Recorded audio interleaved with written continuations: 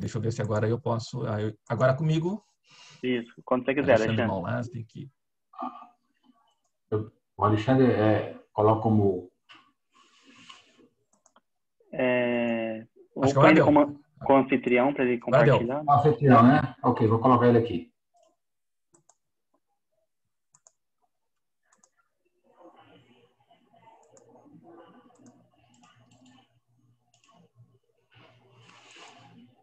Acho que só você pode, né, Léo? Agora, tornar o anfitrião. Peraí. Tornar com anfitrião. Tornar. Vê se dá, Alexandre. Agora deu. Acho que agora deu. Deu? Acho que agora deu. Tá. Show de bola. Acho que agora vai dar.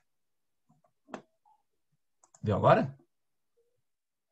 Show de bola, Alexandre. Então tá. Estão vendo? Tá bom, pessoal? Primeiro, agradecer novamente o convite de vocês, especialmente ao René, que mais que um colega, é um amigo, a gente está quase 30 anos andando pelos corredores da Santa Casa, né? Só não é para esconder a nossa idade, né, René? Não fala Então tá. disso, né? Senão... Não, mas eu sem cabelo já é mais difícil, né? eu comecei a residência em 94, tu já era residente lá, viu? Não, faz um tempinho aí. Então tá, pessoal. Na verdade, assim, obrigado novamente. A minha ideia, assim, é conversar com você sobre a hemorragia cerebral e esse tema que escolhi para talvez falar mais sobre a fisiopatologia e a partir daí entender por que nosso atual, eu posso considerar até o fracasso no tratamento do hematoma. Eu falo fracasso em relação ao AVC isquêmico, né? O AVC isquêmico nos últimos 20 anos houve uma revolução terapêutica e em contrapartida o AVC hemorrágico não seguiu, né, os seus passos em termos de sucesso. Foi a introdução, né, o AVC hemorrágico é um AVC que mata mais que o AVC isquêmico, né, em torno de 15 a 20% dos tipos de AVCs. Se a gente pega uma etiologia da Ásia, eles têm mais doença intracraniana, não só isquêmica, mas hemorrágica. Então, a prevalência dessa doença é maior na Ásia, principalmente na China, que faz um impacto mundial muito importante. Mortalidade, alguns registros, até 50% em 30 dias. Novamente, o tratamento, infelizmente, muito pouco efetivo, se a gente for comparar com a mudança que houve no AVC isquêmico, e provoca muita independência. Aqui, só para comparar a mortalidade do AVC isquêmico, em geral, em torno de 10, 15%, a hemorragia intracerebral pode chegar a 40%, né? A dependência também, e só em torno de um pouco mais de 10% depois de um AVC hemorrágico fica independente. E esses números pouco se modificaram nos últimos 20 anos, né? Então, existe essa dicotomia AVC isquêmico e hemorrágico que há uns 20 anos, os números em termos de sequela não eram tão díspares, e hoje em dia a gente tem tratamentos muito eficazes, começou com tratamento clínico, tratamento trombolítico, e nos últimos anos o tratamento endovascular, houve uma mudança no desfecho dos pacientes com AVC isquêmico. Entretanto, o AVC hemorrágico teve alguns estudos e a maioria deles sem grande impacto, e talvez acho que parte da causa disso foi a gente não entender, não aplicar os conhecimentos da fisiopatologia para os resultados. Então, eu acho importante a gente falar sobre fisiopatologia. Tem basicamente duas teorias para o AVC hemorrágico. Aqui eu vou falar do mais comum, que é o hipertensivo, o hematoma intracerebral. Por décadas, houve, assim, até pouco tempo, achava-se que era teoria do vazamento contínuo. Na verdade, fazendo a comparação grosseira com cano hidráulico, quando ocorre a ruptura de um cano, começa a vazar água, no nosso caso, começa a vazar sangue, e esse sangue não pararia. Por anos, assim, acreditou-se nessa fisiopatologia, mas assim, sem suporte anatopatológico, ou seja, aqueles pacientes que iam à necrópsia, não se via uma artéria única para os AVCs hipertensivos causadora de hemorragia cerebral, e esse modelo dificilmente explica a piora horas após. Poderia explicar a piora alguns minutos após a ruptura, mas no momento que se criaria uma pressão em torno do hematoma, a tendência desse hemorragia seria ser interrompida, mas nós sabemos que a maioria dos hemorragias hipertensivos, eles continuam sangrando por horas. E aí veio uma segunda teoria, na verdade não é tão recente, sim, mas recentemente atualizada e que talvez seja a mais verdadeira para explicar o que acontece no AVC hemorrágico hipertensivo. Esse aqui, na verdade, é um trabalho de 2012, que mais ou menos teria um ponto que seria uma ruptura de uma arteríola, e nesse ponto, através do efeito avalanche, um efeito dominar, várias artérias, pela pressão causada pela ruptura, também artérias doentes, seriam rompidas por esse efeito hipertensivo, e aí teria o efeito em cascata. Talvez explicasse com essa metodologia o sangramento continuado por horas, por que um sangrou mais, outro sangrou menos, vai depender muito dos vasos ao redor, o quanto eles estão afetados ou não. Então, essa é uma teoria que hoje ela é mais aceita para explicar a fisiopatogenia do AVC intracerebral hemorrágico, intracerebral hipertensivo. Eu digo assim, não tão recente. Eu sempre, quando eu gosto de falar, uma figura para nós que trabalha com AVC, que é o Dr. Miller Fisher, Charles Miller Fisher, que foi na década de 60, ele já apresentava essa possibilidade de mecanismo. Aqui ele tem uma hemorragia contínua, que ele diz que teria uma hemorragia central no ponto A, e várias outras artérias doentes que, por efeito dominó, poderiam causar. Então, ele já na década de 60 já pensou nesse mecanismo, mas não teve, década de 70, 80, 90, só nos anos 2010 que essa teoria foi retomada e hoje é que é a mais aceita para explicar a fisiopatologia do AVC hemorrágico. E essa teoria do avalanche nos explica assim, o conceito do hematoma em expansão. Diferentemente do AVC isquêmico, que em tese tem seu ictus maior na chegada, oclui uma artéria, tem aquela região de isquemia, a isquemia em tese não vai piorar mais, a gente tem complicações por edema, mas o hematoma não. Ele é um contínuo. Eu só peguei esses dois casos para vocês, né? É diferente o paciente chegar com essa tomografia A e depois de algumas horas evoluir para B. Se eu fizer uma intervenção aqui nesse ponto, provavelmente o desfecho será melhor. Em compensação, esse outro sequência de tomografias, que 24 horas depois a tomografia não se mudou, se eu fizer intervenção aqui, não vou ter nenhum benefício. Por que disso? Porque, na verdade, esse hematoma, por série de motivos, ele não chegou a se expandir, ou quando ele chegou ao hospital já estava estourando o tempo de expansão, já tinha passado algumas horas. Então, acho que esse é o conceito que por muito tempo a gente negou, ou não se conhecia e não se valorizou. Em que tempo temos da expansão do hematoma que o paciente chega na emergência para saber se esse paciente pode se beneficiar de alguma intervenção terapêutica? Nesse caso de baixo, provavelmente o hematoma, o tamanho dele já está definido. O primeiro, não. Então, esse é um conceito que a maioria dos estudos tentando fazer tratamento clínico, e muitas vezes cirúrgicos, do hematoma não levou em conta. Novamente, assim, o mesmo trabalho de Miller Fisher na década de 60, eu chamo a atenção para vocês para causas do AVC hemorrágico. Já na década de 60, ele colocou basicamente quase todas as causas atuais de hemorragia cerebral. O que ele listou? Hemorragia hipertensiva, que sem dúvida é mais comum, a ruptura de uma malformação vascular, no aneurisma, ruptura de outra malformação, angioma, traumas, tá? E desordens hemorrágicas quaisquer. Então, já na década de 60, ele já listou quase todas as causas de AVC hemorrágico, exceto uma que talvez não tivesse suporte anatomopatológico ou conhecimento de ressonância magnética, que é a angiopatia amiloide. Nessa década de 60 não se conhecia essa doença. Essa aqui é um acrônimo que os europeus usam, eu acho interessante, porque ele engloba quase todas as causas de AVC hemorrágico, que a gente usa os acrônimos SMASH, né? O S seria de lesões vasculares estruturais, né? Qualquer aneurisma, cavernoma, fístula arteriovenosa. Então, a gente, pensando nesse S de lesões vasculares estruturais, eu não esqueceria. M de medicamentos, né? Anticoagulantes, mais comum, né? A angiopatia amiloide, sim, acho que na década de 60, o Dr. Miller Fisher desconhecia essa doença. O S de doenças sistêmicas seria coagulopatias, doenças hematológicas, doenças renais que dão uma suscetibilidade maior à discrasia sanguínea e hipertensão. Eu sublinhei para vocês mais, assim, que eu, basicamente, hipertensão e angiopatia amiloide. Eu quero me deter que, na verdade, em adultos, a hipertensão é a primeira. Obviamente, eu estou excluindo o trauma, né? A gente não vai falar sobre trauma, mas das causas espontâneas, a hipertensão em adulto é a mais comum, seguida da angiopatia amiloide. Se vocês quiserem me interromper, por favor, eu só vou falar rapidamente da fisiopatologia da angiopatia amiloide, só para nos situarmos. Essa linha grossa aqui, que vai de N a C, é proteína precursora do amiloide.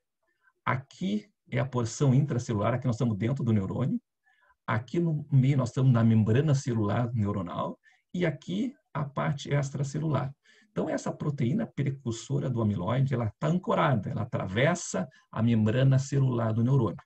E essa porção aqui central, junto à membrana celular, que é o beta-amiloide, que ele nasce a partir daí. Em situações fisiológicas normais, nós não temos a produção do beta-amiloide. É outro tipo de via chamada a via não amilodogênica, que é uma alfa-secretase. Ela cliva nessa região, a alfa-secretase, e gera uma proteína que não é amilodogênica. Aqui, então, nós estamos aqui embaixo, tem a alfa-secretase que cliva, separa a proteína precursora do amiloide em dois, que não é o beta-amiloide. Entretanto, a gente tem outro tipo de via aqui. Um dos mecanismos da doença de Alzheimer é a inversão da alfa-secretase pela ação de outras duas enzimas, a beta-secretase e a gama-secretase.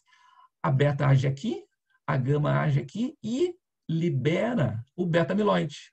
E esse beta-amiloide é que vai formar os conglomerados fibrilares. Tá? O acúmulo de beta-amiloide, ele é amilodogênico, que vai se depositar do lado do neurônio. Então, a formação do beta-amiloide, ele vem a partir dos neurônios, dessa membrana, a proteína precursora do amiloide, por uma alteração na atividade das enzimas diminuição da alfa e um predomínio da beta-gama-secretase. Só que existe, assim, por uma diferença de 2 aminoácidos, quando a gama-secretase ela faz uma clivagem um pouco mais curta, eu vou gerar 2 beta-amiloides, o beta-42 e o beta-40. Eles são diferença de 2 aminoácidos, mas qual a importância? O beta-42, ele não flui pelo espaço intersticial. Ele se condensa rapidamente, ele se polimeriza rapidamente do lado onde ele é formado, do lado do neurônio, formando as chamadas placas senis. O beta-40 não. Ele tem uma capacidade de se deslocar pelo espaço extravascular, só que ele chega até um espaço venular ou espaço arteriolar e aí sim se adere na parede desse vaso e vai formar a deposição desse beta-amiloide no vaso e não do lado do neurônio. Então, assim, o mecanismo da formação ele é muito parecido, só que por questão de 2 aminoácidos que eu vou ter uma lesão que predomina mais na doença de Alzheimer ou a angiopatia amiloide. Na verdade, assim, eu quero dizer para vocês que essas duas doenças, ao meu ponto de vista, na verdade, são muito entrelaçadas, talvez seja a mesma faceta da mesma doença. Por que eu acho isso? Em pessoas com doença de Alzheimer, se eu fizer uma ressonância magnética de 3 Tesla, em torno de 16 a 32% das pessoas vão ter esses microsangramentos típicos da angiopatia amiloide, enquanto que na população geral, sem demência, é menor, em torno de 5%. Entretanto, se eu usar um aparelho de 7 Tesla, eu vou aumentar a sensibilidade diagnóstica. Então, esse aqui é um trabalho só para mostrar para vocês, pacientes com doença de Alzheimer que foram submetidos à ressonância de 3 Tesla e 7 Tesla. Esse aqui de baixo é um de 3 Tesla. Ele só vê um microsangramento. O mesmo paciente, quando foi colocado no aparelho de 7 Tesla, então tem muito mais, tem aquela vista no aparelho de 3 Tesla, mas vários outros microsangramentos que o aparelho de uma potência maior não demonstrou. Então, a ideia que eu tenho, que a maioria das pessoas tem, que, na verdade, assim, são duas doenças assim, que andam juntas. Dificilmente uma pessoa com doença de Alzheimer não vai ter um grau de angiopatia amiloide e vice-versa. Para nós, para atender, fazer o raciocínio diagnóstico é muito importante. Pessoas que têm um sangramento que a gente atribui a angiopatia amiloide, é importante fazer o rastreamento, ou pelo menos um exame sumário básico das suas funções corticais.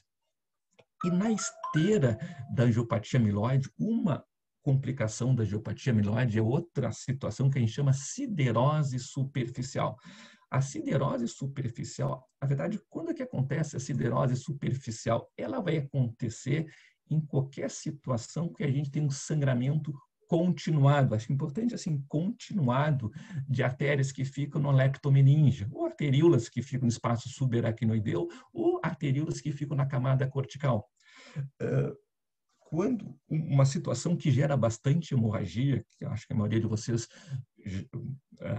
já se deparou, é obviamente a hemorragia subaracnoide secundária a uma ruptura aneurismática. É um sangramento volumoso, só que ele é único, é pontual, vai sangrar naquele momento, vai ser tratado, esse sangue vai ser reabsorvido, e esse paciente, dificilmente, eu não esperarei que 1 ano, 2 anos, 3 anos depois, eu vou ter uma imagem de siderose.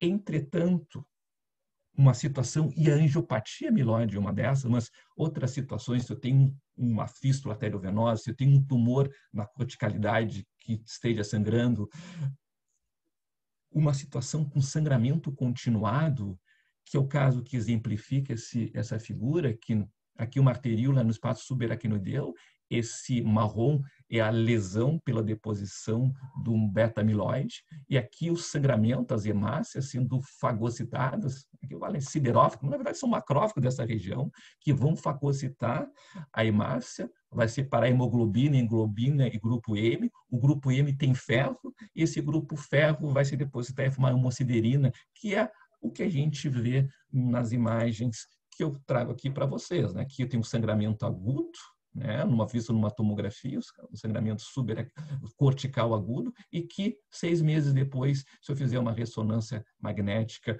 num gradiente eco, nesse SWI, vai aparecer com uma deposição de ferro nessa região. A mesma coisa aqui, que eu tenho um sangramento agudo e que meses depois vai aparecer com a formação de siderose. Então, o conceito de siderose é importante, que é um sangramento continuado.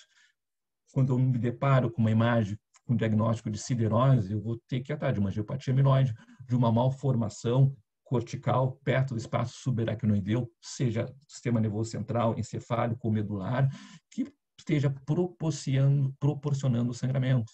Eu tive uma vez um rapaz que tinha um tumor da fossa posterior que continuava sangrando e era a causa, e a manifestação, na verdade, uma das manifestações dele foi, chegou com na fossa posterior, veio com siderose cerebelar e uma atrofia cerebelar já pela lesão do ferro nessa região.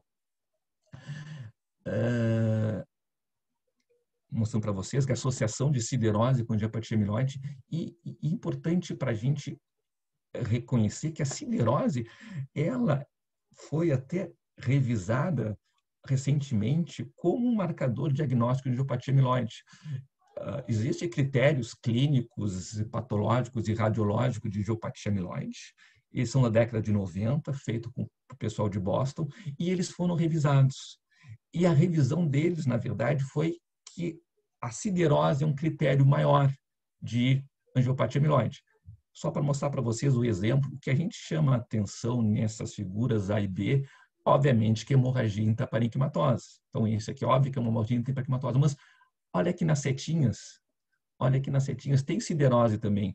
A maioria dos casos que foi usada para critério diagnóstico de Boston para angiopatia amiloide, quando revisada, quase 80% tinha siderose também. Então, hoje, siderose, no critério revisado, é tão importante quanto aqueles microsangramentos corticais que ficam predominantemente na fossa posterior.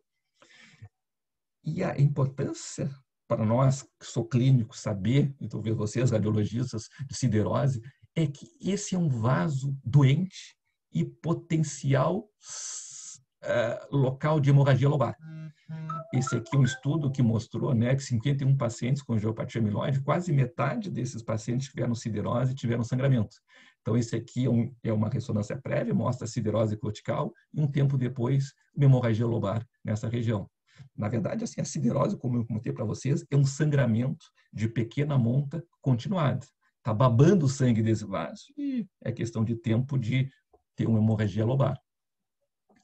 E um outro achado, talvez para nós que fizemos clínicas, que a siderose ela está associada com sintomas focais transitórios, como se fosse o ataque isquêmico transitório, como se fosse a apresentação clínica. Só que, obviamente, a fisiopatologia é completamente diferente. Na verdade, é muito desconhecida. Acredita-se que essa siderose, a presença do ferro nessa região, ele ative alguns neurônios como se fosse aquela depressão alastrante que se encontra na enxaqueca. Não é epilepsia, porque todos os pacientes com esses déficits transitórios foram feitos eletroencefalograma e não têm atividade epilética. Talvez seja a presença dessa siderose na região cortical ative alguns neurônios que eles façam uma depressão alastrada, que acontece na enxaqueca. Qual a importância disso, né? Quando eu tenho esse déficit neurológico transitório, é questão de tempo desse vaso romper. Aqui um estudo desse local com 24 pacientes, e aqui ele pegou depois no segundo gráfico mais dados da literatura, então chegou ao total de 67 pacientes. Aqui é quando apresentavam esses déficits transitórios, e aqui com o passar das semanas livre de AVC hemorrágico lobar. Então, mais ou menos em torno de 35, 40 semanas, quase metade dos pacientes com siderose cortical superficial e com déficits transitórios vai ter uma hemorragia lobar bem sintomática. Importância disso, acho que esse relato de caso, que foi experiência nossa, que a gente até apresentou no Congresso Mundial de Neurologia, exemplifica isso. Isso foi um senhor que eu atendi, de 79 anos, que ele foi ao hospital por uma queixa de dormência no lado esquerdo. Então, ele referia episódio de dormência e sensação de peso no membro inferior esquerdo, membro inferior e superior esquerdo.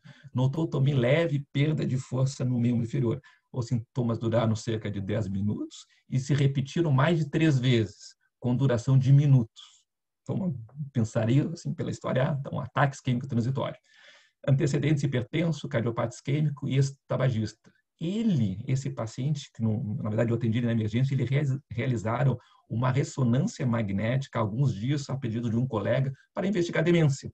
Esse é o exame, assim, do prontuário do hospital. Então, a gente vê que já tinha nessa ressonância magnética siderose cortical superficial.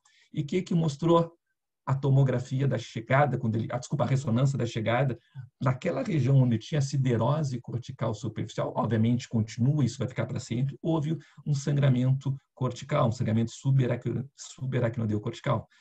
Então, o aprendizado, que há uma tendência da gente pensar sempre em AIT, talvez tenha um AIT, e se ele já está tomando uma aspirina, não está melhorando com aspirina, vou associar um segundo antiagregante ou vou anticoagular esse paciente. Não, por favor.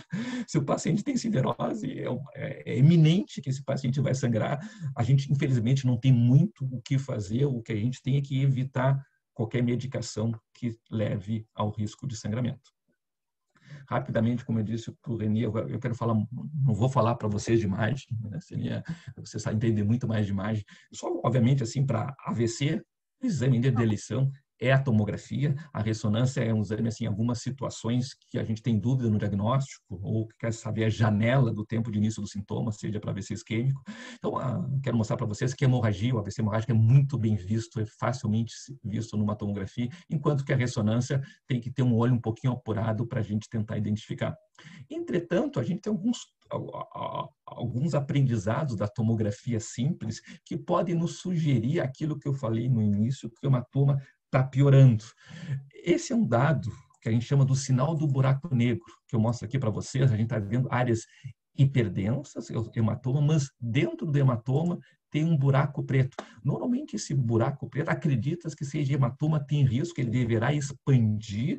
E o que a gente vê No buraco negro seria somente plasma. Os elementos figurados do sangue estão crescendo com a expansão do hematoma e está ficando somente soro no centro. Então, esse é um dado e já validado.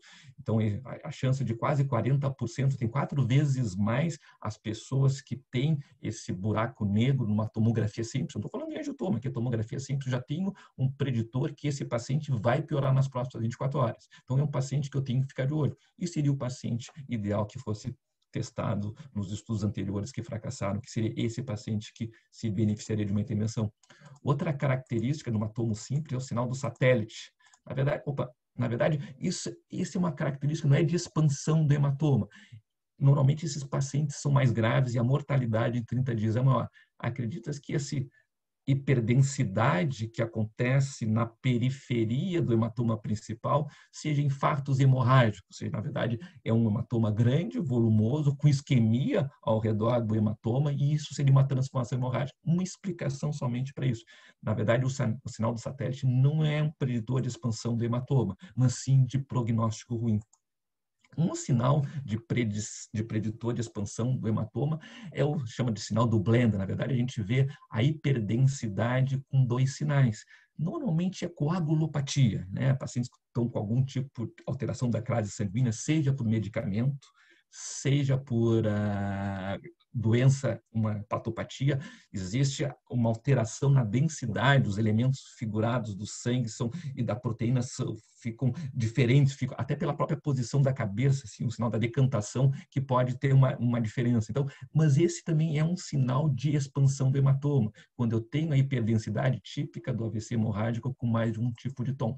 E esse aqui é o estudo que mais ou menos aumenta assim, 20 vezes mais as pessoas que têm um hematoma heterogêneo, em que ele vai aumentar nas próximas horas. Essa é uma pergunta que se fez por muito tempo, se criou um score. Qual é o paciente de maior risco? Qual o paciente mais grave? Aquele paciente que tem mais risco de morrer? Esse é um score que é relativamente conhecido, score CH, que leva em conta alguns fatores para saber qual paciente que vai ter um desfecho ruim. Talvez, assim, acho que por muito tempo ficou essa preocupação, mas talvez essa pergunta seja importante eu ter conhecimento na chegada.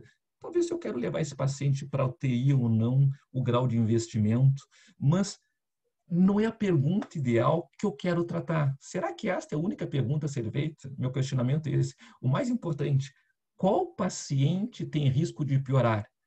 Existe pacientes mais apropriados para intervenção? Esse score CH ele só diz que o prognóstico é ruim. Ele não diz se esse paciente irá piorar nas próximas 24 horas.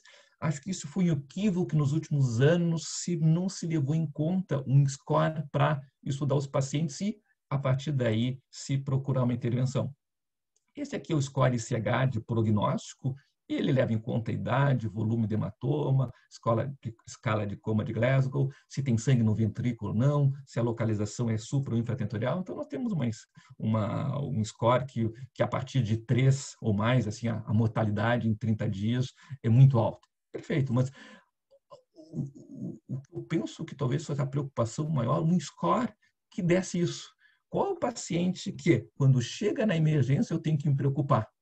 Qual o paciente que tem risco de piorar, que eu tenho que levar para a cirurgia precocemente ou que eu tenho que tentar medidas para estancar o hematoma? Esse, na verdade, sim, foi uma preocupação que aconteceu depois. Digamos assim, eu faço a comparação com o AVC isquêmico. Para o AVC isquêmico, a gente aprendeu isso, né? Na fisiopatologia simples do AVC isquêmico, eu tenho uma região central que é essa necrótica, essa não recupera, que é a região de core, o centro, mas tem a região ao redor chamada de penumbra, que todo tratamento, seja o tratamento trombolítico ou tratamento endovascular, é para tratar penumbra. E hoje eu tenho exames, CT de perfusão, ressonância de perfusão, que eu posso mais ou menos tentar ver se existe penumbra ou não no tecido, e a partir daí, por exemplo, levar a trombectomia, né? Hoje a gente sabe que até 24 horas do início dos sintomas, se eu tenho um volume de penumbra aceitável, eu posso indicar a trombectomia. Voltando para o AVC hemorrágico, não seria o equivalente a gente tivesse um score ou uma imagem que dissesse, esse paciente continua sangrando, ele vai piorar nas próximas horas, vamos ser agressivos, seja cirurgicamente ou seja clinicamente. Então, esse é o paciente, acho que a gente não estudou muito ele, e por isso que a maioria dos estudos para AVC hemorrágico não deu muito sucesso. Tá? Bom, como que a gente pode tentar saber, né? Obviamente, o hematoma expande, né? Isso aqui, em torno de, nas primeiras 24 horas, 38% do hematoma vai crescer. Nas primeiras 6 horas ainda, obviamente, tem menos tempo, então pode chegar de 13% a 38%. Então, esse eu tenho até, se o paciente chega até 24 horas, eu tenho até um terço desses pacientes, ele pode piorar e seria o paciente ideal para a gente intervir. O primeiro, talvez, preditor conhecido disso foi um achado quase que sem querer, chamado Spot Sign. Foi um estudo que eu vou comentar daqui a pouquinho, que é um estudo que estava testando um procoagulante na fase aguda do AVC, então eles faziam imagem pré e pós, e viu-se que aqueles pacientes que tinham na fase contrastada, isso aqui é um hematomo simples, que é hemorragia, na fase contrastada, na fase angiotomografia, se o contraste tivesse no interior ou na periferia desse hematoma, na verdade eu estou vendo o sangue saindo do vaso, o contraste saindo do vaso. Então esse é um preditor excelente, né? 77% das pessoas com spot sign iam aumentar o hematoma nas próximas horas, comparado a 4% daquelas pessoas, dos pacientes que não tinham um spot sign. Além da imagem, então, clinicamente, alguns preditores que foi identificado. O uso, a pico hipertensivo na chegada é um preditor. O uso de aspirina é controverso, não existe uma unanimidade, né? Parece que o último estudo mostrou que o uso de antiagregante está associado, talvez, a um risco de expansão do hematoma. O anticoagulante, obviamente, sabe se o anticoagulante oral aumenta em 6 vezes, se está em uso de anticoagulante oral, se está anticoagulado, esse hematoma tem 6 vezes risco de aumentar nas próximas 24 horas. Outros que talvez possam participar de preditores clínicos, que é o déficit neurológico na chegada, se fez febrícula, não hipertermia, o peso, se tem álcool aí, mais ou menos, provavelmente pela hepatopatia. Os achados radiológicos, comentei para vocês, a angiotomografia com spot sign, aquele sinal do blend, que é hematoma heterogêneo no hematomo simples, o sinal do buraco negro no hematomo simples. O anel satélite, desculpa, ele não é um fator de expansão, mas um fator de mau prognóstico. Na ressonância magnética também existe o spot sign da ressonância magnética que pode predizer. Se eu fizer uma ressonância magnética com contraste, talvez eu possa também predizer. Isso aqui é uma ressonância que mostrou aqui o spot sign da ressonância e aquela região houve um aumento do sangramento. Mas, na verdade, assim, é só por curiosidade, mas a ideia é usar mesmo a tomografia, que é um exame simples, rápido, barato e bem factível de fazer. Outros dados laboratoriais seria se tem alguma alteração no coagulograma, na hiperglicemia, se chega hiperglicêmico, e marcadores inflamatórios. Na prática, a gente usa mais a proteína C reativa. Se criou-se a partir dos últimos anos, né, principalmente a partir de 2015 para cá, algum desses scores levando em conta, eu vou citar basicamente esse que é o americano, que é o mais citado na literatura, que é bem simples. Tá? Ele leva em conta se está em uso de anticoagulante ou não, talvez a gente possa usar os novos também, mas ele foi validado somente para varfarina. O tempo, né? Quanto mais precoce, mais chance tem de expandir o hematoma. O volume do hematoma inicial, se tem spot sign ou não.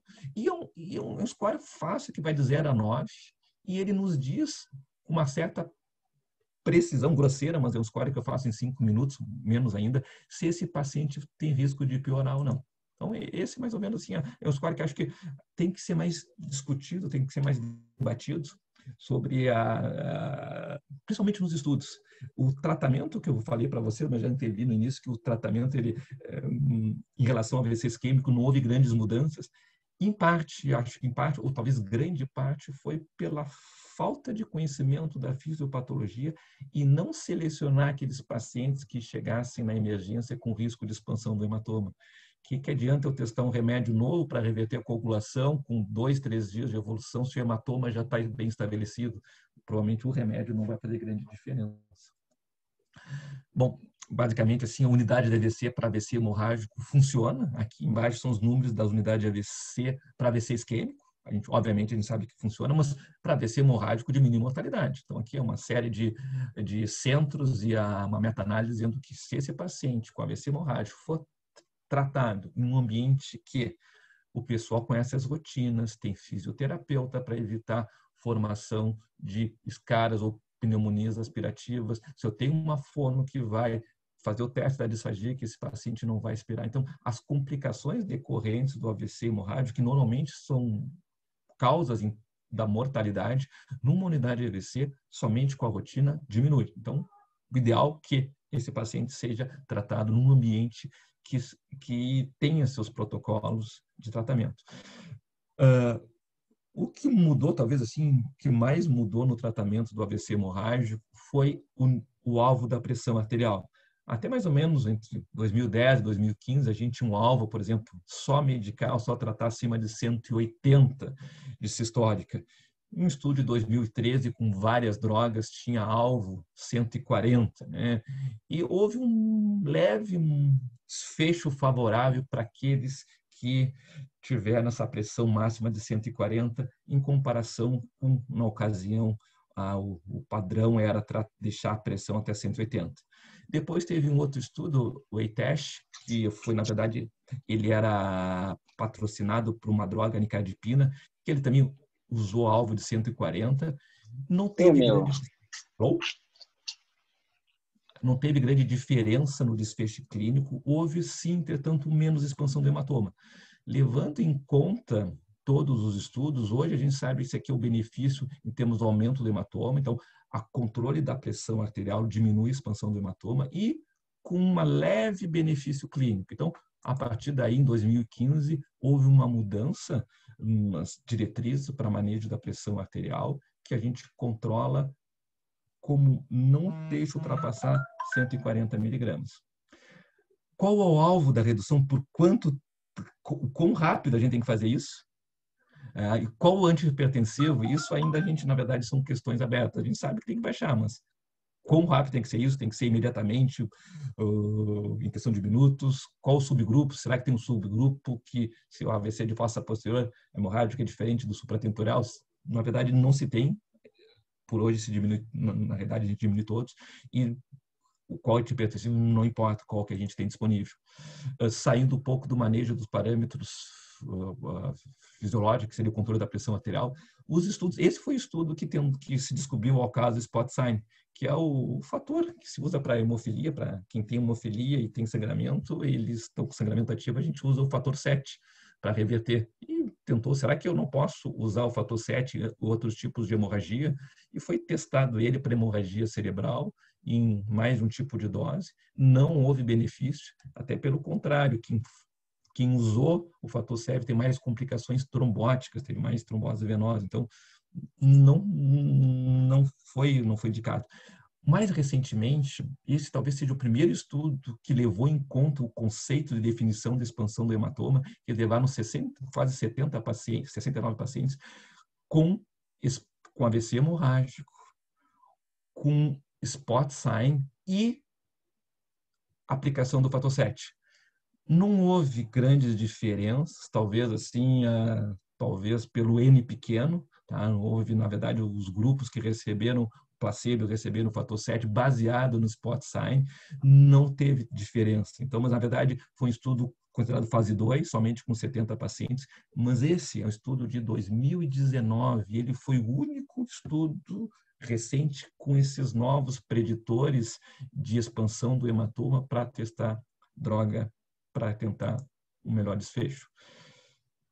O ácido tranexâmico, né, que na verdade ele é um antifibrinolítico, ele seria ideal se a gente tem uma ativação do sistema fibrinolítico e ele é um antagonista do sistema fibrinolítico. Só que se tentou usar também para AVC hemorrágico, na verdade o AVC hemorrágico a gente não tem um aumento da atividade fibrinolítica. A gente pode ter, por exemplo, após trombólise, né, se eu dou um alteplase para o paciente tiver o sangramento, com certeza eu vou ter uma atividade, esse remédio seria interessante usar, mas para AVCs hipertensivos, e obviamente esse estudo, primeiro, é de 2018, não levou em conta a expansão do hematoma e não teve diferença nenhuma em usar. Aqui comentar para vocês mais um manejo, né, do anticoagulante da varfarina. A gente, obviamente, usa a vitamina K e o complexo da protrombina concentrado. Para os novos anticoagulantes, eu tenho já um reversor no nosso comércio, que é o idarucizumab, e é um remédio que já tem no nosso farmácia, a gente pode usar para reverter a anticoagulação se o paciente está usando a bigatrana. E os outros novos anticoagulantes, que são inibidores do fator 10, eles têm um reversor, mas ainda não está disponível, pelo menos até que eu saiba, no Brasil. Eles têm disponível nos Estados Unidos, que é o Andaxanet Alfa, que na verdade ele foi aprovado pelo FDA porque é um remédio que ele salva vidas e não esperar num trial fase 3 para liberar. Ele foi liberado sob circunstância de ser um remédio que pode diminuir mortalidade, então ele pode ser usado nas emergências americanas. Reversão de heparina, obviamente, continua a mesma coisa, não teve nenhuma diferença, protamina neles. Esse aqui é um estudo que tentou transfundir plaquetas naqueles que usavam antiagregante, na verdade, em uso de antiagregante durante o AVC hemorrágico.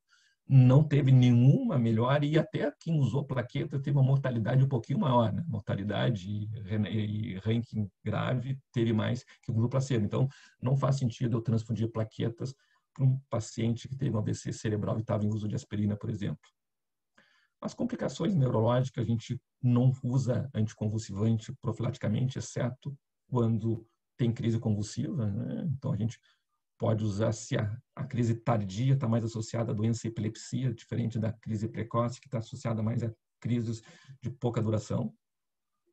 O edema ao redor do hematoma, a gente, na verdade, é bem controverso se a gente usa manitol, solução salina hipertônica, não se tem consenso para isso, mas o racional se tem efeito de massa pelo edema, eu poderia usar as diretrizes, oriento o uso de, na verdade, poderia usar qualquer solução hipertônica para tentar diminuir o edema. Tentou-se estudar a deferoxamina, que é um quelante para tentar, será que o ferro que se forma aqui no sistema nervoso central estimularia, aumentaria a formação do edema? Então, teve uns estudos que deram deferoxamina, mas não houve assim, nenhuma diminuição, foi terminado e não se mostrou positivo, foi um estudo neutro. E o que está em andamento, pelo menos começou faz uns 2, 3 anos, eu não vi mais notícias, eu entrei no Clinical Trials para ver se ele já tinha desistido ou se publicado, continua em andamento, que é o fingolimod. Para quem trata com neurologia, o fingolimod é um remédio para esclerose múltipla. O que um remédio para esclerose múltipla está fazendo aí? Na verdade, assim, um remédio para esclerose múltipla ele é um remédio que age na imunidade, né? Ele diminui a imunidade. E um dos mecanismos de edema ao redor do hematoma é uma ativação do sistema inflamatório. Então, é um estudo asiático chinês que está estudando o fingolimod para diminuir a reação inflamatória ao redor do hematoma. Cirurgia, na verdade, não tem trial, para circulação, a gente divide em circulação posterior e anterior. Na circulação posterior não tem trial, mas o bom senso recomenda que se trate, né, porque a compressão do tronco cerebral pode colocar em jogo a vida e a cirurgia é relativamente fácil e a sequela é bem menor que uma lesão supratentorial, então se recomenda em algumas situações a descompressão. A supratentorial já é mais complicada, acho que um estudo que ficou famoso, que é o STICH, né, uns anos atrás, que eles, para hemorragia supratentorial, naquela situação, eu vou botar para vocês, que do princípio da incerteza. O que quer dizer isso? Que os neurocirurgião estavam em dúvida se o hematoma se beneficiaria da cirurgia. Talvez no mundo real, se eu tenho um hematoma bem cortical, do polo temporal, efeito de massa, paciente sintomático piorando, e eu não teria dúvida que esse paciente ia se beneficiar da evacuação. Então, esse paciente eu não randomizava, porque no meu princípio de certeza, eu acho que não. Esse estudo STICH foi naquelas situações que o neurocirurgião tinha o critério, olha, eu tenho dúvida se esse hematoma, que normalmente são os profundos, será que vale a pena operar um paciente profundo? Então, o tratamento placebo ou o tratamento cirúrgico precoce não modificou o desfecho, exceto no subgrupo aqui, que tinha aqueles mais corticais, que foi feita a segunda parte do estudo. A segunda parte do estudo foi só com sangramentos corticais, que teve um benefício da cirurgia em relação ao tratamento cirúrgico, mas não teve significância estatística. Só para ressaltar para você, nesse grupo, assim, teve quase um quarto dos pacientes que era o tratamento clínico, ele migrou para o tratamento cirúrgico, mas pela análise de intenção de tratar, ele contou como clínico. Então, acho que assim, a gente sabe que os AVCs corticais de fácil acesso, sintomáticos piorando, acho que assim, eu pelo menos não teria dúvida em conversar com o neurocirurgião e indicar cirurgia. Os profundos continuam ainda um enigma. Sobre a derivação externa, está recomendado em pacientes com hemorragia ventricular que piora. A dúvida é se será que eu coloco trombolítico tendo para aumentar a destruição da lise dentro do ventrículo? Quanto eu vou tirar de sangue? Um estudo com esse objetivo, que botou alteplase para dentro da DVA, né, para tentar limpar o ventrículo. Na verdade, mostrou que o hematoma dentro do ventrículo, obviamente, diminuiu mais rapidamente, mas o desfecho clínico não foi superior. Então, não se recomenda, durante uma evacuação de um hematoma intraparencimatoso com DVA, irrigar com alteplase, que não houve benefício clínico. E a cirurgia minimamente invasiva, esse aqui é um estudo que se fez a aspiração minimamente invasiva, também com colocação de trombólise para ajudar a reabsorção do hematoma. Houve uma melhora radiológica, mas o desfecho no clínico também sem grandes significados. Já terminando para você, saindo um pouquinho agora do tratamento, rapidamente, da angiopatia amiloide, né, que eu falei do tratamento da hemorragia hipertensiva. O tratamento, basicamente, da angiopatia amiloide é essa fase 2. A fase 1 seria a fase pré-clínica, a depósito de amiloide. O fase 2 seria, na verdade, evitar remédios que favoreçam o sangramento. Evitar aspirina, evitar anticoagulante. Será que esse paciente com AVC isquêmico, será que ele é candidato a trombose? Será que aumenta o risco de sangramento? Está em aberto. Tá? Essa fase 1, ou seja, a fase pré-clínica com trafomando beta-amiloide, se tentou um anticorpo monoclonal chamado ponesimumab. Foi um trial, entretanto, esse trial teve que ser interrompido por 3 eventos sérios em 12 pacientes. Um teve edema na imagem, um teve uma nova hemorragia cerebral, outro teve uma hemorragia subdural. Então, anticorpos monoclonais para tentar destruir o beta-amiloide, não, pelo menos o ponesimumab foi interrompido e não se tem um outro tipo de alternativa terapêutica. E para a siderose, na verdade, a possibilidade da defilioprona, que também é um quelante do ferro, esse aqui, na verdade, são uma série de 4 pacientes em que foi administrado esse quelante de ferro para tentar diminuir a siderose e, consequentemente, o melhor, que na verdade é uma série de 4 pacientes que foi relatados, mas assim, acho que tem muito pouco para a gente ainda usar na rotina clínica um quelante de ferro para siderose. Pessoal, acho que é isso que eu tinha, são 7:55. Acho que é isso que eu tinha para conversar com vocês.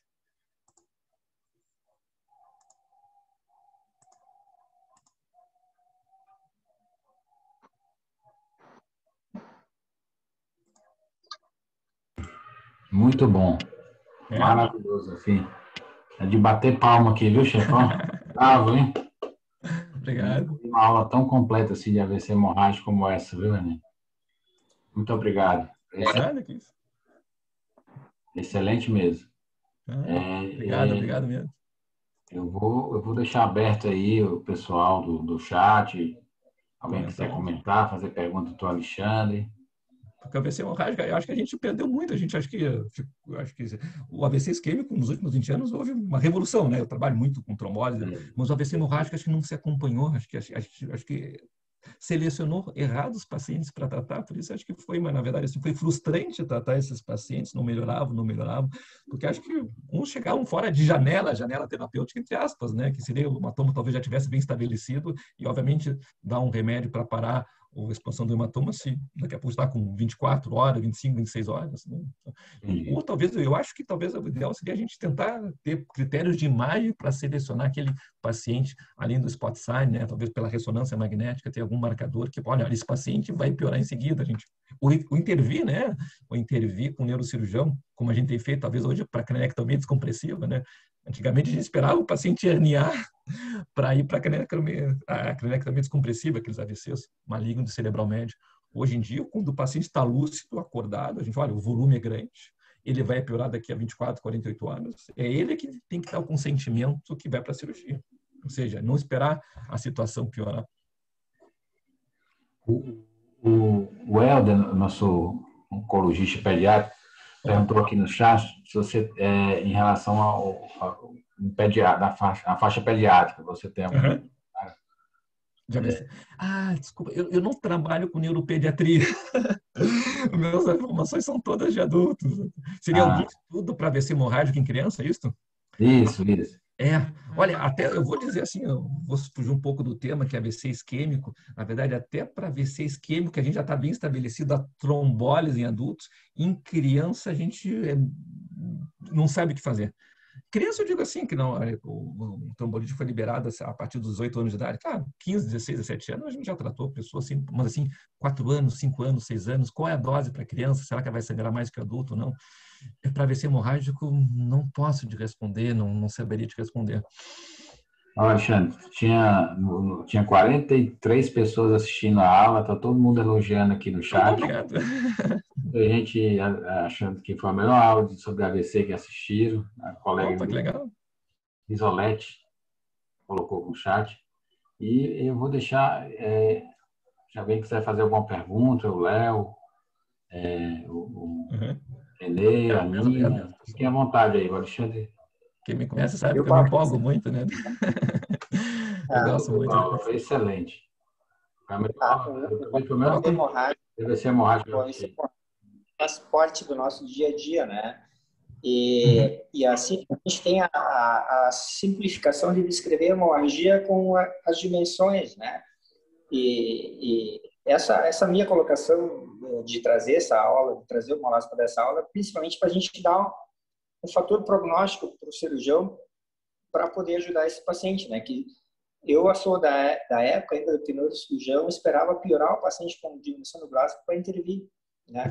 E nós temos uma perspectiva que talvez o hematoma mesmo menor que esse que deveria ser internado, ou menor que tem o buraco negro, o fator da artéria sangrando, né, que pode sair, sejam indicações de cirúrgica mesmo em AVC hemorrágico menor, né? E isso salvaria o paciente, melhoraria o paciente. Então, assim, a outra coisa também de nós, quando temos hemorragia menor no crânio, mesmo profunda, fazer a fase com contraste. Perfeito. Né? Não fazer sem contraste, como às vezes temos feito. Então, assim, talvez a gente também possa mudar algumas coisas nossas, no nosso laudo, de acrescentar algumas coisas para aumentar o prognóstico, descrever o prognóstico e a indicação desse cirurgião. Mas temos que, volta e meia, neuroradiologista que não sabe clínica, não pode, tem que saber, tem que ter essa visão conjunta tanto com o neuroclínico como com o neurocirurgião, que eu acho que isso é muito importante. Perfeito, René. Eu acho que talvez assim, porque a gente tinha a ideia de AVC, apareceu hemorragia na tomografia, não precisa fazer contrastada. Tem alguns residentes que ainda eles apareceu hemorragia, não vão precisar fazer fase contrastada. Não, e advogava-se até que ia atrapalhar, né? Se já isso, vamos botar contraste. Acho que talvez para vocês, radiologistas, vocês ligam para o neuro de plantão, que olha, tem um AVC hemorrágico aqui, não foi feito fase contrastada, vocês não querem fazer a fase contrastada? Talvez assim dá uma insistência, né? Porque pode ter esse dado, né, que nos ajuda. E também para a etiologia do AVC, não somente daqui a pouco a gente consegue fazer o diagnóstico de um aneurisma que rompeu pela angiotomografia. Acho que ajuda nesse sentido, né, de etiologia, mas principalmente acho que o de risco de expansão.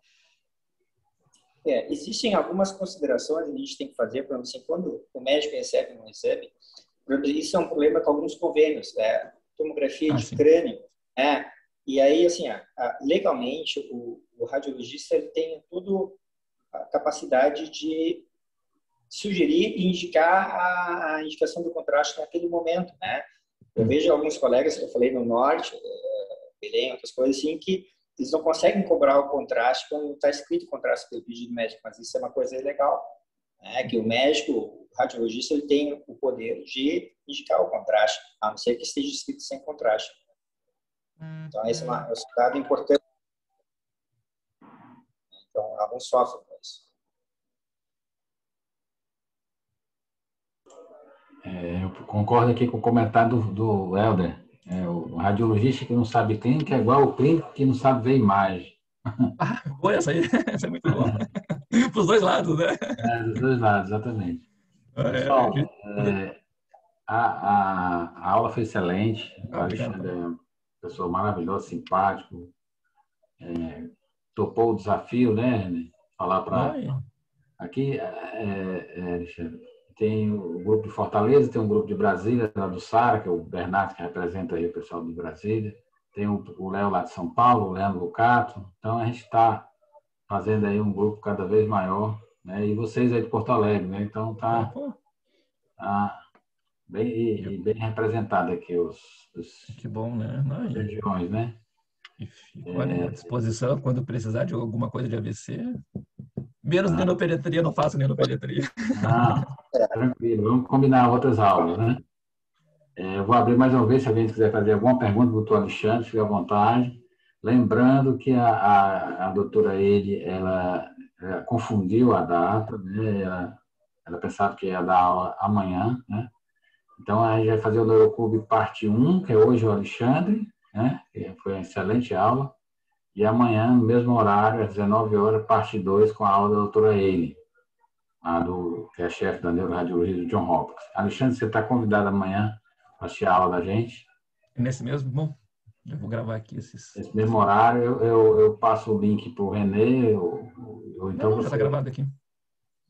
E amanhã, às 19 horas, a gente se encontra de novo com a doutora Eile. Ela se confundiu com a data, não pôde falar hoje, mas amanhã ela se comprometeu a falar às 19 horas.